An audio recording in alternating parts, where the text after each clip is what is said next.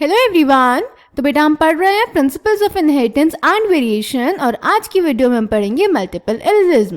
तो बहुत ही छोटा सा टॉपिक है, इसके नाम से ही इसका मीनिंग क्लियर हो रहा है।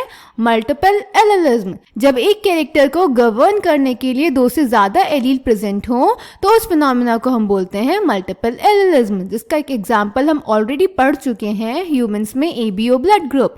वहां हमने देखा था कि ह्यूमंस में जो ब्लड ग्रुप होता है वो आई जीन से कंट्रोल होता है, जिसके 3 एलील्स होते हैं, यानी दो से ज्यादा एलील होते हैं, आई ए, आई B and small I.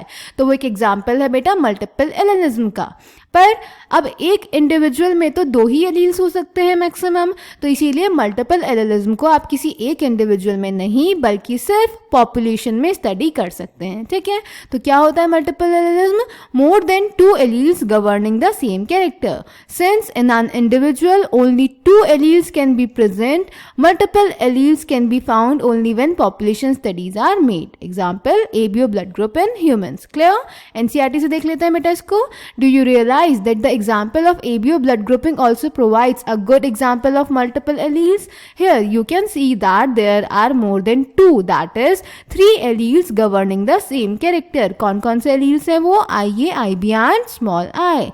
Since in an individual only 2 alleles can be present, multiple alleles can be found only when population studies are made. Clear? तो ये था मल्टीपल एलिलिज्म, छोटा सा इजी सा टॉपिक। कोई भी डाउट होगा बेटा आपको तो आप कमेंट सेक्शन में पूछ सकते हैं। Thank you.